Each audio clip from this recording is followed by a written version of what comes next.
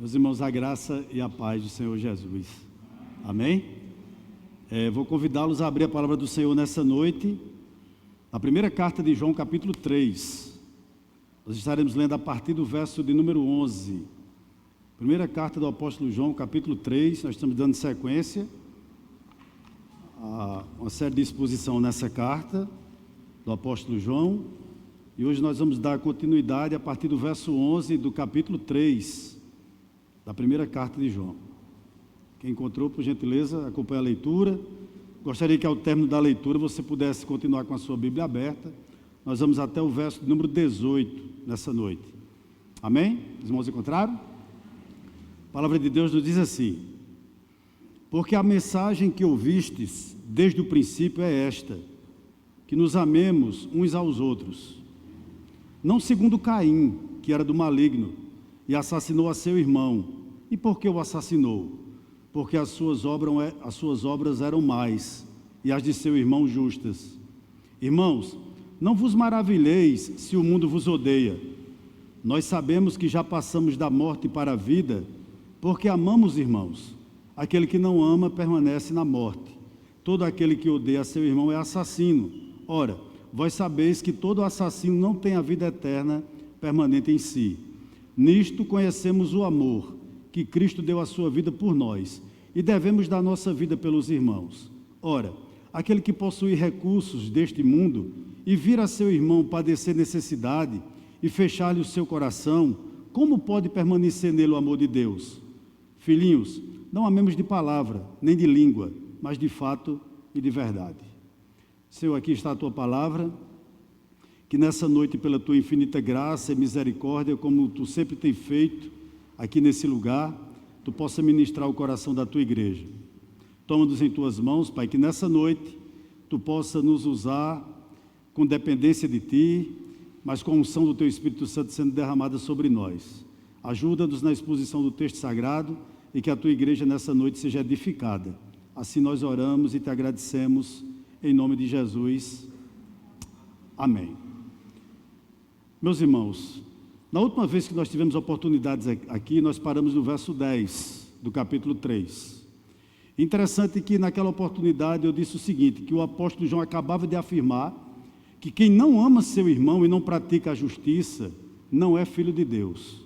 Em outras palavras, João está dizendo, com base no verso 10, que o Espírito Santo jamais habitou em uma pessoa que é desalmada, em uma pessoa que não ama, e que ao mesmo tempo não é uma pessoa confiável. Essa pessoa pode até ter religião, ela pode até declarar a fé na pessoa de Jesus Cristo, mas se ela não pratica isso aqui na terra, ela nunca conheceu a Jesus na realidade, ela nunca conheceu a verdade, contudo, ela está nas trevas. E a partir do verso 11, que nós acabamos de ler, ele vai mais uma vez submeter aqueles irmãos das igrejas da Ásia Menor a um teste. E que teste seria? O teste do amor. E eu chamo a sua atenção para o verso número 11, quando ele diz o seguinte: porque a mensagem que ouviste desde o princípio é esta, que nos amemos uns aos outros. O que João está nos dizendo? Que o que Deus pede de nós é extremamente claro.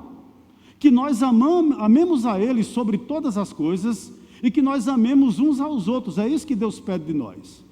E João está relembrando isso aqui no verso 11. Por quê? Porque em todas as épocas, a igreja ela sempre é inundada por aquilo que nós chamamos de novidades gospel. Hoje nós achamos que ser cristãos, necessariamente, se bem que não tem nada de errado com isso, é ser bem-sucedido financeiramente. Então há igrejas que apregoam isso. Que se Deus lhe ama, necessariamente, você tem que ser alguém rico, alguém bem de vida, tá certo? Pensa-se também que a aprovação divina é sinônimo de prosperidade financeira, com base nisso que eu falei, a famigerada teologia da prosperidade. Como se não bastasse isso, também há um outro lado da moeda.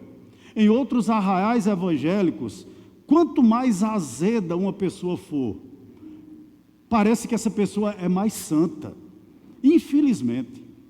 Mas o que João chama a atenção aqui no verso número 11 do capítulo 3 é para que eu e você não venhamos aí atrás de novidades. Nós não necessitamos, irmãos, de novidades gospel. Nós não precisamos que novidades se infiltrem no nosso meio. O que Ele está nos lembrando aqui nessa noite, através da sua palavra, Deus, é o seguinte, que nós nos lembremos do que nós já temos, do que já foi dado aos santos apóstolos, o que pregadores fiéis têm nos ensinado. Na realidade, o que João está nos dizendo aqui é que eles, os apóstolos e os demais profetas inspirados por Deus, já receberam essa revelação do próprio Deus, como ele diz nessa mesma carta, capítulo 1, verso 5. Então, nós não precisamos de novidade. Por quê? Porque o Evangelho, ele não muda. O Evangelho, na realidade, ele é a verdade acerca da pessoa de Cristo. Mas, ao mesmo tempo, ele também fala sobre a conduta cristã, que deve ser inalterável. O que é certo na antiguidade, biblicamente falando, continua sendo certo hoje. O que a Bíblia disse há 2, 3, 4 mil anos atrás, é válido para hoje. Nós não podemos, irmãos, retirar os nossos marcos dos valores. É isso que João está nos dizendo aqui. Em outras palavras, tanto na doutrina quanto na ética, nós devemos retroceder diretamente ao princípio. É isso que ele está dizendo aqui no verso 11. E inquirir o que os apóstolos ensinaram originalmente. E o que foi que nos foi ensinado? Que nos amemos uns aos outros. Ele diz isso também no seu Evangelho, no capítulo 13, no verso 34 e no verso 35. Tá bom? E interessante que João, de uma forma muito inteligente, ele vai lá no Antigo Testamento, e ele pinça um personagem do Antigo Testamento que é religioso. Caim. Olha o que ele diz no verso 12, olha. Ele diz o seguinte, que nós devemos amar uns aos outros, não segundo Caim. E ele diz uma declaração muito forte, que era do maligno, e assassinou a seu irmão. E por que o assassinou? Porque as suas obras eram más, e as de seu irmão justas. O que é que nós aprendemos aqui? João está afirmando que o amor fraternal sempre promove o bem e nunca promove o mal. Eu gostaria que você atentasse para essa verdade que eu vou lhe dizer aqui nessa noite. Religião sem conhecimento do Deus verdadeiro mata. Esse é o grande problema. Religioso sem o conhecimento verdadeiro do Evangelho guarda ódio no coração. É isso que João está dizendo, é isso que ele está afirmando aqui, que é possível uma pessoa ser religiosa e não pertencer a Deus, que é possível ser religioso e ter o coração não motivado pelo céu, mas alimentado pelo inferno. E ele pinça esse personagem de propósito, Caim. O que ele está nos dizendo? Na realidade aqui, João está interpretando a narrativa de Gênesis, capítulo número 4, do verso 1 ao verso 16, você pode até ler em casa, é isso que ele está fazendo. O que ele está nos dizendo, com base nesse verso 12, é o seguinte, que o amor pode estar presente nos lábios, contudo não está presente no coração. Caim era dessa maneira, Caim se apresentava inclusive para seu irmão. Por que será que Abel, irmãos, aceitou dar aquele passeio com Caim? Porque Caim, embora odiasse Abel, não demonstrava. Ele demonstrava ser alguém irrepreensível. Ele era alguém que oferecia sacrifícios ao Senhor. Ele foi criado debaixo do mesmo teto que Abel, recebeu os mesmos ensinamentos, os preceitos do culto que Abel sabia, Caim também sabia.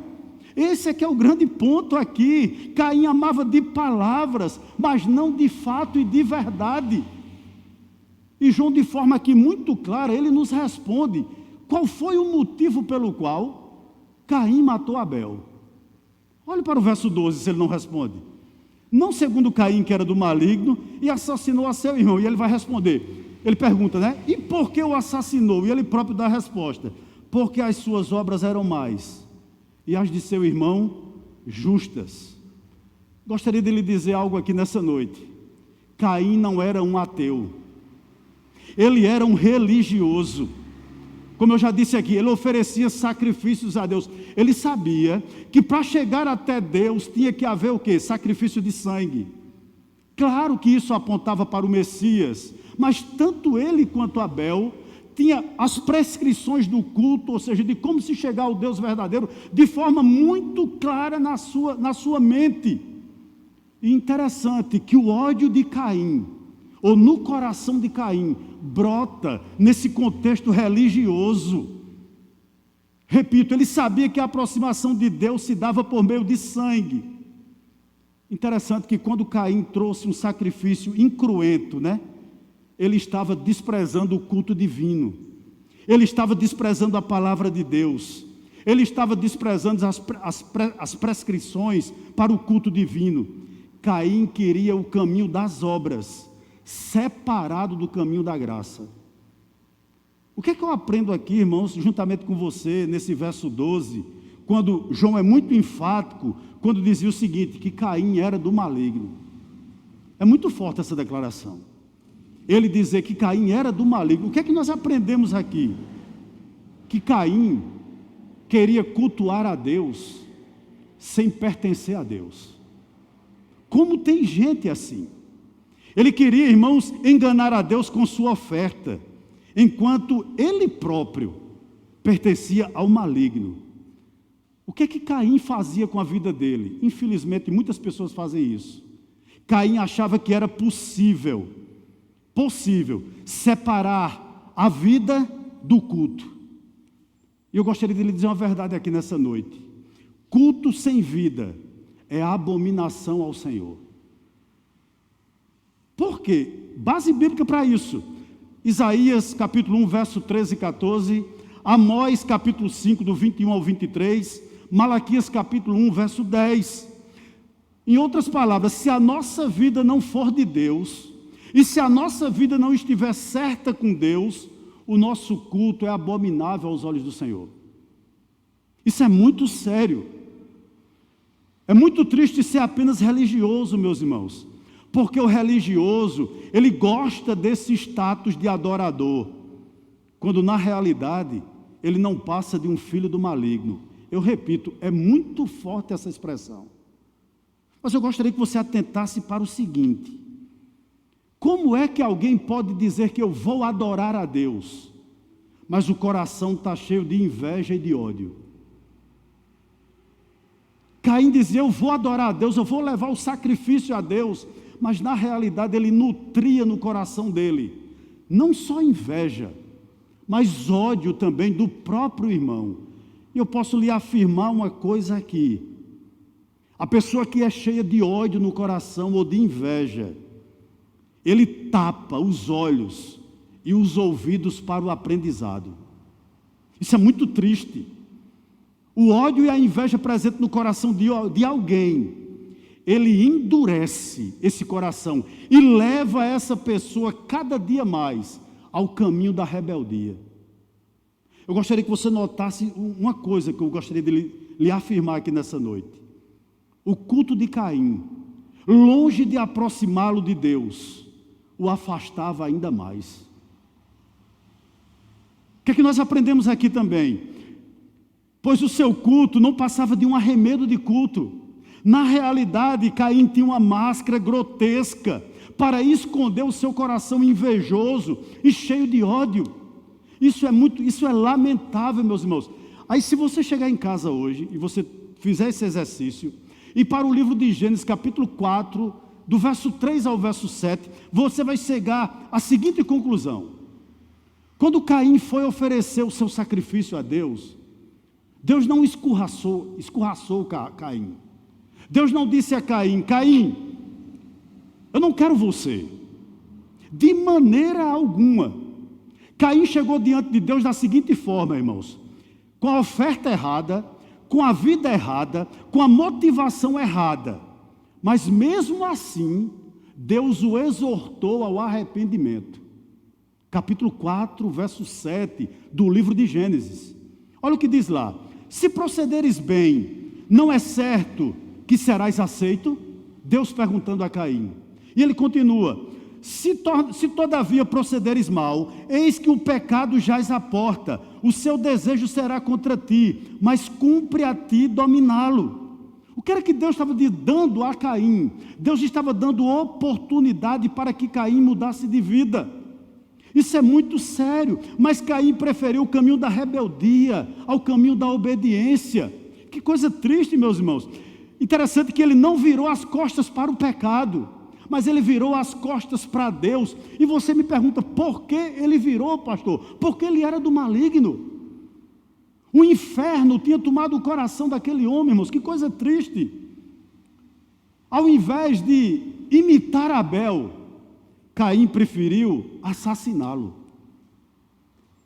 Isso me chamou muita atenção neste texto, porque Caim pensava que o problema dele era o seu irmão, quando na realidade eram os seus próprios pecados. Como há pessoas assim, irmãos, que o fato de alguém viver de forma justa, que o fato de alguém gostar de adorar a Deus da maneira correta, ao invés de motivar pessoas a imitá-lo, pelo contrário, gera ira nessas pessoas. Fica com raiva de determinadas pessoas, né? Caim era dessa maneira. Interessante, em Gênesis 4:8, quando a palavra diz ali que ele o matou, no grego a palavra é exfazem ou exfazem. A pronúncia deve ser essa. Sabe o que significa ali? Que Caim cortou a garganta de Abel. Ele degolou Abel. Aí você para uma coisa para pensar aqui nessa noite. Caim era religioso, tinha palavras aveludadas, mas um coração perverso. Ele guardava ódio no coração. Outra coisa me chamou a atenção. Ele tinha palavras doces, mas um coração amargo. Amizade nos gestos. Tem muita gente assim, mas morte nos pensamentos. E eu gostaria de lhe dizer uma coisa aqui nessa noite, ou relembrar. Ele era religioso. Aí você me perguntaria, pastor, por que João fala sobre Caim nesse texto que ele está falando sobre amor? Porque no verso 13, quando ele diz o seguinte, olha, vamos para lá? Irmãos, não vos maravilheis, ou não admireis, né? Se o mundo vos odeia. Porque para o apóstolo João, Caim é um símbolo do mundo que nos odeia. No verso 13 aqui, ele está dizendo mais ou menos o seguinte, ele está simbolizando que Abel é a igreja, e Caim é o mundo.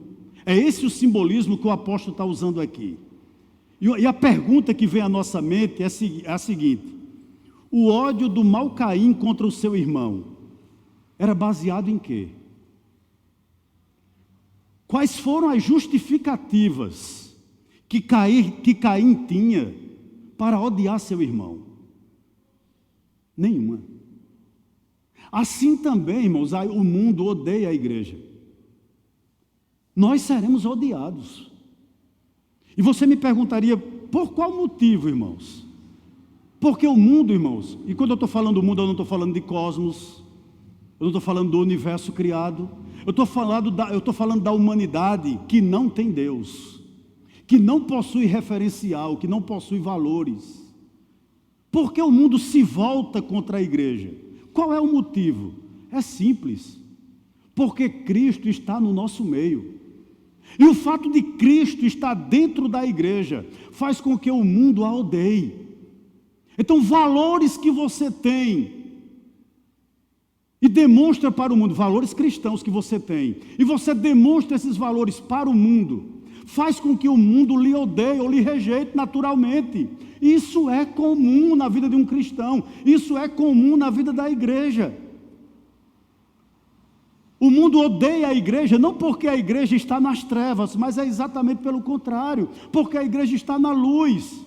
E se você for olhar a história da igreja, a perseguição sempre tem acompanhado a igreja, irmãos. Infelizmente nós somos um povo que desconhecemos a nossa história. Por exemplo, até o 4º século depois de Cristo, a igreja foi perseguida pelo Império Romano. Interessante que do 500 depois de Cristo, do ano 500 depois de Cristo, até 1500 depois de Cristo, a igreja foi perseguida pelos bárbaros e muçulmanos. De 1500 até a Reforma, pela igreja com sede em Roma. Interessante que no século 18 e 19 vieram as perseguições mais intelectualizadas, pensamentos como o iluminismo. No século 20, o comunismo. Interessante que você abre o site da Missão Portas Abertas, a Missão Portas Abertas nos informa o seguinte, que agora, nesse exato momento, mais de 245 milhões de cristãos estão sendo perseguidos por conta do Evangelho. 245 milhões de cristãos não conseguem ter, entre aspas, paz aqui na terra pela fé que defendem. Então a perseguição ela é comum na vida da igreja. Por quê? Exatamente porque a igreja está na luz e não está nas trevas. Verso 14. Olha o que ele nos diz. Nós sabemos que já passamos da morte para a vida, porque amamos os irmãos. Aquele que não ama, permanece na morte. O que João está afirmando aqui, irmãos, é que é muito possível que alguém não acredite, que alguém acredite que é salvo por declarar a fé em Cristo.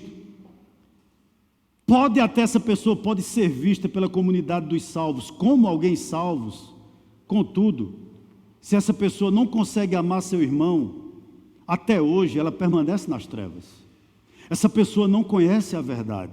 Ela não sabe para onde vai. João vem falando nisso aqui exaustivamente. Exaustivamente. Se você é alguém, irmãos, que você só declara a pessoa em Cristo, ou se eu sou essa pessoa, e eu não consigo amar o meu irmão que está aí, sabe a que nível nós chegamos? Ao nível dos incrédulos. Eu gostaria de dizer uma coisa aqui a você. Você sabia que Deus tem dois amores? Você sabia disso? Existem dois amores na pessoa de Deus. Aquilo que nós chamamos de amor benevolente é o primeiro. É aquele amor onde Deus ama tudo. Aliás, ama todos, não tudo. Mas é aquele tipo de amor que Deus trata todos com bondade. Esse é o amor benevolente. Coisas boas acontecem também a pessoas injustas. Mas Deus tem outro tipo de amor, o chamado amor complacente. É o tipo do amor especial presente no Pai pelo Filho. É o tipo de amor, irmãos, dado também àqueles que se parecem com Ele, com o Filho dele. 1 João capítulo 1, verso 6. Que amor é esse, pastor? É aquele, irmãos, que Deus só demonstra àqueles que têm excelência. É aquele tipo de amor que Ele disse no batismo de Cristo. Esse é meu Filho amado, em quem eu me comprazo. Esse tipo de amor é demonstrado por todos os cristãos. Eu gostaria que você pensasse comigo aqui um pouquinho no seguinte: o que esse amor complacente fez por você, que se diz cristão? Preste atenção como esse amor é distinto. Por você que se diz cristão, esse amor lhe regenerou. Eu disse aqui na outra pregação, é algo tão radical a regeneração na vida de uma pessoa, que Paulo diz em 2 Coríntios 5,17, que aquele que está em Cristo, nova criatura é, as coisas velhas se passaram, eis que tudo se fez novo. Veja como é sério isso. Então esse amor complacente, ele olhou para você e lhe regenerou. Outra coisa, ele gerou no meu e no seu coração fé suficiente para você crer na mensagem da cruz. Mas não só isso, ele lhe levou à obediência, ou lhe leva à obediência. Então veja que é um amor ativo. O que ele fez mais por nós? Ele lhe impulsiona a viver em santidade. Aonde esse amor é demonstrado, por exemplo, em Abel. Mas o que o amor complacente, ou entre aspas, a santa ira de Deus, não fez por Caim. Deus amava Caim, amava. Mas com amor complacente, não. Deus ama o mundo, ama. Com amor complacente, não. Então, o que esse amor benevolente, complacente, não fez por um não salvo? Veja que coisa triste. Esse amor não fez o quê? Os deixou mortos. Irmãos, nós vivemos dentro de um grande cemitério. O homem sem Deus está morto em seus delitos e pecados. Outra coisa interessante, o que não fez pelos incrédulos, não mexem neles. Deixa que os incrédulos vivam da maneira que querem. Não se revelou a eles. Eles não sabem quem é Deus, apesar de serem até religiosos. Mas não só isso, o que esse amor complacente não fez pelo incrédulo, veja bem, os manteve na incredulidade. Eu não vou lhe responder, mas vou lançar uma pergunta para vocês. Prometo responder em outra oportunidade. Por que Jesus falou por parábolas? Por que Jesus falou por parábolas? Pense e depois a gente responde. Eu tenho certeza, meus irmãos, que na sua vida, no transcurso da sua vida, você já foi ferido profundamente por alguém. Eu não tenho dúvida disso. Pessoas tirou de vocês ou tiraram de vocês a alegria da alma, o gosto da comida, o sono. Você já foi tão ferido, eu tenho certeza, a ponto de guardar talvez rancor de alguém. Mas eu gostaria de lhe dizer uma coisa aqui com base no que nós estamos analisando. Versículo número 14. Nós sabemos que já passamos da morte para a vida, porque amamos os irmãos. Aquele que não ama permanece na morte. Qual é o desafio nosso aqui nessa noite? Ou desde a nossa conversão, melhor dizendo. Amar pessoas difíceis. Posso abrir um parênteses aqui nessa noite? Salvo engano, Lucas 15 fala sobre a parábola do filho pródigo. E vocês sabem de qual é salteado aquela narrativa, onde aquele jovem pega os seus bens de forma antecipada, gasta com meretrizes, mas um dele retorna à casa do pai.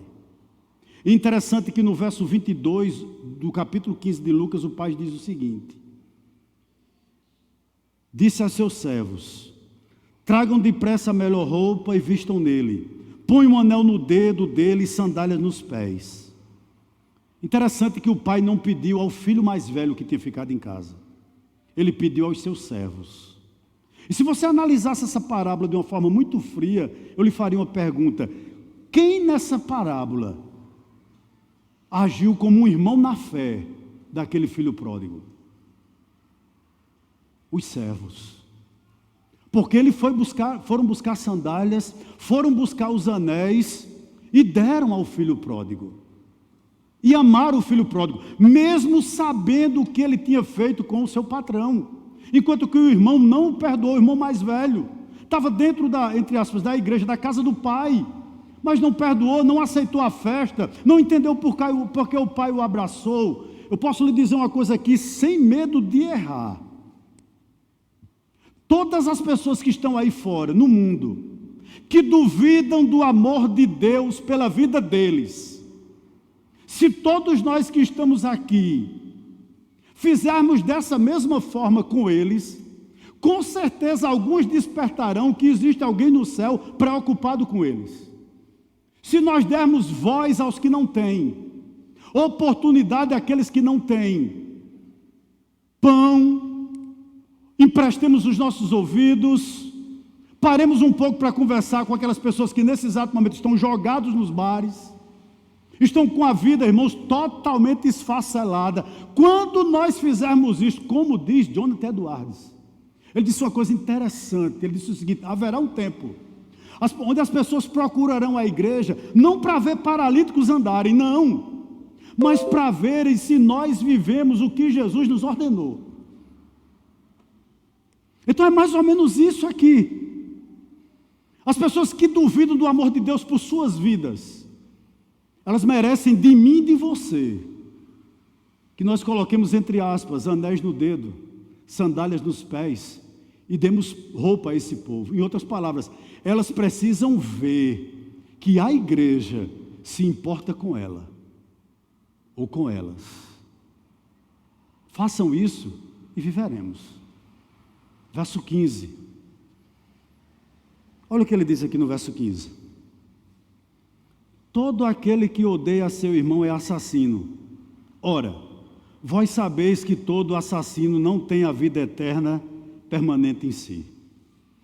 Antes de expor propriamente esse verso, de uma forma muito rápida, eu gostaria de fazer uma observação com base nesse verso 15. João não está dizendo aqui que para uma pessoa que é assassina não tem jeito. Por exemplo, se alguém assassinou alguém, não há mais possibilidade dessa pessoa ser salva. Não é isso que ele está dizendo. Nós sabemos que um assassino ele pode ter matado quantas pessoas ele tiver matado em sua vida. Mas se ele se arrepender, crer na pessoa de Jesus Cristo, se arrepender dos seus pecados verdadeiramente, com certeza há salvação para ele. Porque, como nós ouvimos aqui pela manhã, não existe pecado, a não ser a blasfêmia contra o Espírito Santo, que não existe pecado que o sangue de Jesus Cristo não possa perdoar. Mas o que João está afirmando aqui é o seguinte, que se o amor é a evidência da salvação, ou seja, é a demonstração que alguém foi salvo, o outro lado da moeda também é verdadeira. O ódio é a prova irrefutável da falta de conversão. Se você é cristão e está aqui nessa noite me escutando, o amor que você demonstra por seu irmão é prova, irmãos, irrefutável de que você nasceu de novo. Contudo, se você é alguém que mantém ódio no seu coração, pense nessa noite acerca da sua salvação. E outra coisa interessante que tem nos dizendo aqui, ele diz que quem odeia seu irmão é um assassino em potencial. Interessante que João Calvino, analisando esse texto, ele disse o seguinte, olha, se desejarmos que aconteça um mal ao nosso irmão, mesmo que causado por outra pessoa, nós somos assassinos. Veja que coisa séria, né? Por quê? Porque o ódio é a porta de entrada de um crime. Se uma pessoa é salva, ela busca nos outros a edificação do outro e não a sua morte. Você talvez esteja aqui nessa noite e diga, pastor, eu nunca assassinei alguém. Eu também não. E amém por isso. Eu nunca matei alguém, você está dizendo, então essa palavra não é para mim. Mas deixa eu lhe falar o seguinte nessa noite. Certamente você conhece alguém que já foi reanimada, que já foi restaurada, que já foi refeita por uma palavra boa. Certamente você conhece uma pessoa que, mesmo abatida, mesmo triste, mesmo aflita, vem alguém com uma palavra oportuna, vem alguém com uma palavra apropriada, e essa palavra é como um bálsamo do céu para a sua vida. Já aconteceu com você? Já aconteceu comigo. Pessoas que chegam até você e dão uma palavra a você, e essa palavra traz ânimo, traz um novo alento para você. São pessoas que trazem vida para nós quando nós estamos abatidos. São pessoas geradoras de vida. Mas também você deve ser testemunha de pessoas, de famílias, de amizades, de comunidades que foram destruídas por palavras insensatas, por fofoca, por disse-me-disse. Eu tenho certeza absoluta. O que eu estou afirmando aqui? Há palavras, há comentários que ferem muito mais do que uma espada afiada. Irmãos, havia dias na minha vida como criança que eu preferia que minha mãe me desse uma pisa, uma surra, ou de ter ouvido alguma coisa que ela me falou, porque algo que ela me falou não era que era algo ruim, mas era algo que me deixava tão envergonhado de coisas erradas que eu fiz, que aquilo era como um punhal. Há palavras que faz isso com você. Há comentários maldosos, há conversações torpes, há disse-me-disse, que matam pessoas dentro da igreja, dentro da nossa comunidade. Vou lhe dar um exemplo bíblico aqui nessa noite. Entre tantos, você chega em casa e leia. No primeiro livro de Samuel, capítulo 22, do 6 ao 19, interessante que Deus já tinha falado que ia levantar Davi como rei. Davi já tinha sido ungido como rei, mas ele não estava no trono. E isso incitou uma grande ira em Saul, e Saul queria matá-lo. Ele vivia irado contra Davi. E Davi fugindo dele, né? Juntamente com aquele grupo de endividados que se juntou a Davi na caverna de Adulão. Davi foge para uma região chamada Nobe. Era uma região que era povoada por muitos sacerdotes. E quando Davi chega lá com os seus homens, muito faminto, pergunta ao sacerdote se havia pães ali. E o sacerdote diz: olha, eu só tenho aqui os pães da preposição. Interessante que Davi come, juntamente com seus homens, e pergunta se ali tem uma espada. Ele diz: tem a espada de Golias, que tu matasse. E Davi leva aquela espada. Mas só isso. Interessante que naquele momento, estava presente ali um homem chamado Doeg. Ele era aliado a Saul. Ele escuta, ele vê aquela visita, ele escuta a conversa, pega essa conversa, leva até Saul, distorcendo os fatos. E diz o seguinte: olha, o sacerdote está junto com Davi para se levantar contra ti, numa conspiração contra ti. Isso ira muito Saul, mais do que ele já estava. E Saul manda chamar os sacerdotes, vieram 85. E ele dá ordem ao seu exército para matar aqueles sacerdotes. Nenhum dos soldados de Saul quer, mas Doeg pega a lança e mata naquele mesmo dia 85 sacerdotes, mulheres, crianças e crianças de peito, além de animais, jumentos, camelos, etc. Uma verdadeira chacina foi feita por conta de quê? De um comentário maldoso, de uma mentira. O que é que eu estou querendo dizer aqui nessa noite? Literalmente, talvez você nunca tenha matado alguém, e graças a Deus por isso. Mas eu espero que da mesma forma, você não tenha emprestado a sua língua para matar a reputação de quem quer que seja aqui nesse lugar ou em outro lugar. Não sei se você já leu a história de Hitler, né? Mas nas biografias nas literaturas escritas acerca desse homem tirano, diz o seguinte dele: que ele era um orador que eletrizava as massas e conduzia as multidões inteiras à loucura e a práticas desumanas. Foi a língua de Hitler, não sei se você sabia disso, a sua oratória, que levou a Alemanha à guerra.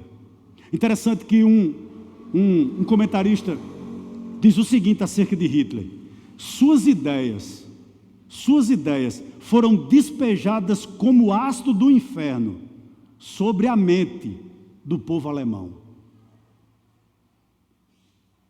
Eu gostaria de dizer uma coisa aqui nessa noite, mais uma vez, meu irmão. A nossa língua, ela tem o poder de curar, mas a nossa língua também tem o poder de matar. Eu sei que é muito bom a gente viver em comunhão, abrir as portas da nossa casa para pessoas, e não há nada de errado com isso, como também as portas do nosso coração. Mas se a sua comunhão com quem quer que seja não edifica nem você nem a outra pessoa, tenha cuidado sobre essa comunhão.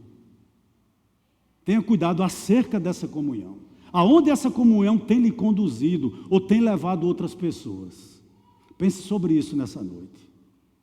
Versículo de número 16.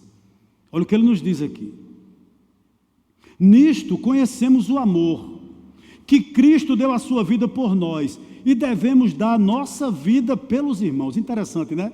Veja o contraste que ele faz entre Caim e Cristo. Enquanto que Caim tirou a vida do irmão, Cristo deu a vida dele por nós. Veja o contraste que ele faz aqui. Ele está fazendo um contraste entre o ódio de Caim com o exemplo maior do amor.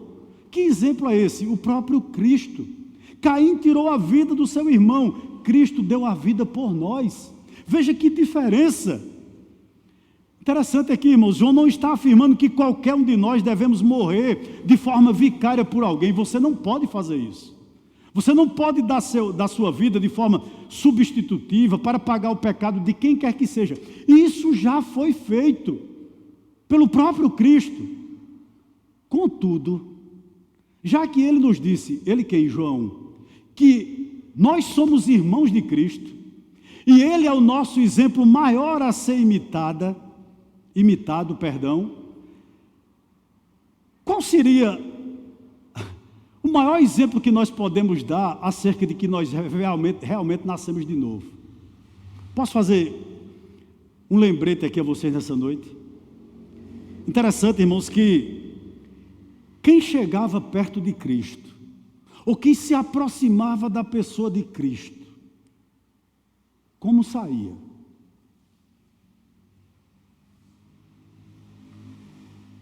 A mulher do fluxo de sangue, Zaqueu, a família de Jairo, os próprios discípulos. Quem se aproximava de Cristo, como saía? Saía animado. Irmão, saía encantado com a vida.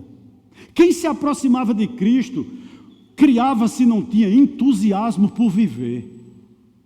Que coisa maravilhosa. O que João está querendo me dizer e dizer a você aqui, com base no verso 16, preste atenção, por favor, nessa noite, é que nossas vidas sejam uma vida de serviço e de cuidado para com os outros. Vamos pensar um pouquinho aqui nessa noite.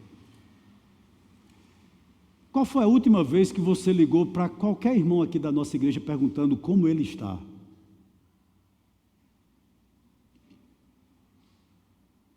Você está bem? Você está necessitando de alguma coisa?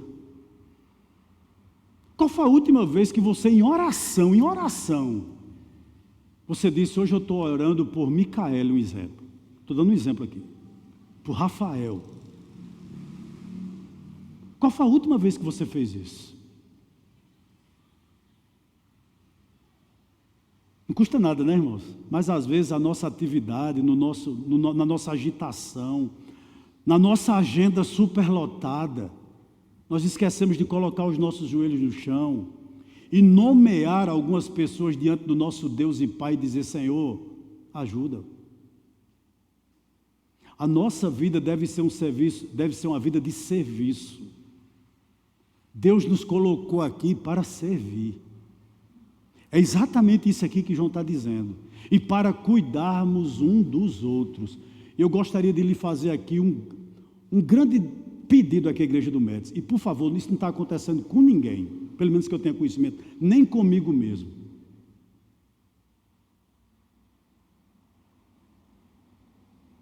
Nunca coloque a reputação de uma pessoa na lama. Nunca pegue o nome de alguém que você vai tomar Santa Ceia com ele hoje e jogue na lama. Em outras palavras, nunca desacredite alguém aqui da igreja. Faça isso não. E repito, não estou sabendo de nada. E não estou sendo alvo disso, pelo menos eu não sei se sou. Só gostaria de dizer isso a você. Não se reúna para destruir aquilo que Cristo comprou com o seu sangue. O recado de Deus para a igreja do Médici hoje é esse. Você pode ter comunhão com quem você quiser, desde que essa comunhão edifique. Traga benesses para as pessoas que estão indo no seu lar, no seu trabalho, seja lá como for, pelo seu grupo de WhatsApp, eu não sei. Mas que essas pessoas sejam edificadas. E vamos concluir nessa noite. Versos 17 e verso 18. Aqui está o desafio, né? Olha o que ele diz. Ora, aquele que possuir recursos deste mundo e vir a seu irmão padecer necessidade e fechar-lhe o seu coração, como pode permanecer nele o amor de Deus? Filhinhos, não amemos de palavra, nem de língua, mas de fato e de verdade.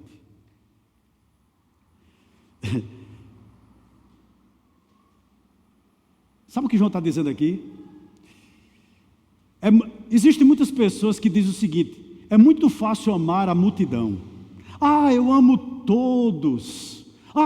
Não tem nada de errado com isso. Você subir numa plataforma como essa e dizer: irmãos, eu lhes amo. Como eu amo vocês. Não há nada de errado com isso. Não, você deve fazer isso. Você deve expressar isso. Mas o desafio aqui é o seguinte: é amar e socorrer aquele que a vida tem quebrado. aquele que a vida tem moído. Sabe por quê? Amar todos em geral pode ser uma desculpa para não amar alguém em particular. Ah, como eu amo os irmãos do Médici. Amém. Mas o quebrado, o que está depressivo, hein? O que liga para você 2, 3 horas da madrugada, manda uma mensagem de WhatsApp, o que tem problemas de depressão, o que precisa de um aconselhamento nas madrugadas, o que precisa que você vá orar por alguém que está possesso 2 horas da manhã. Isso não é dito aqui, né? Mas tem sido feito. Então o desafio é isso, sabe? O desafio é você amar pessoas em particular, com as suas necessidades, com as suas debilidades, com os seus problemas, e você sair da sua casa, do seu conforto, da sua zona de conforto, e ir até ela e pelo menos ouvi-la, quando necessário. Mas às vezes o problema é pão, às vezes o problema é roupa. Aí qual é o nosso desafio? Ser como Dorcas, né? Aquela costureira lá da igreja de Jope, que entrava na igreja e dizia: como é que eu posso ajudar? Ela tinha um ofício de costureira e começou a fazer roupas para as irmãs, porque tinha irmãs que não podiam ir ao culto porque não tinha roupa. Esse é o nosso desafio. Não é amar simplesmente a massa, né?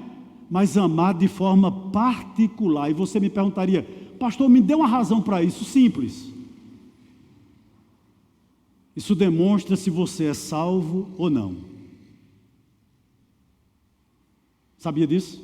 Vamos reler o verso 15 e vamos para o verso 17. Olha o que diz o verso 15.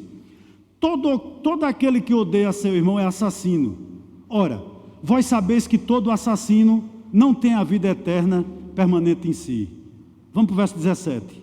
Ora, aquele que possui recursos deste mundo e vir a seu irmão padecer necessidade e fechar-lhe o seu coração, como pode permanecer nele o amor de Deus? O que é que você entende aí desses 2 versos? O que é que João está nos ensinando nessa noite, através da sua carta? Para mim aqui é muito simples. Assim como a vida eterna não habita numa pessoa que tem ódio no coração, o amor de Deus também não habita naquele que é mesquinho. Está claro.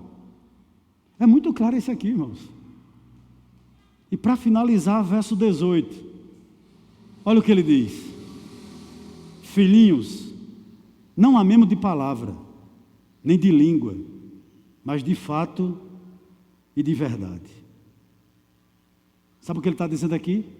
Que eu e você, nós podemos usar palavras para encorajar alguém, ou até mesmo para confortar alguém. Mas haverá momentos em que as nossas palavras devem vir acompanhadas de ações concretas, de compaixão.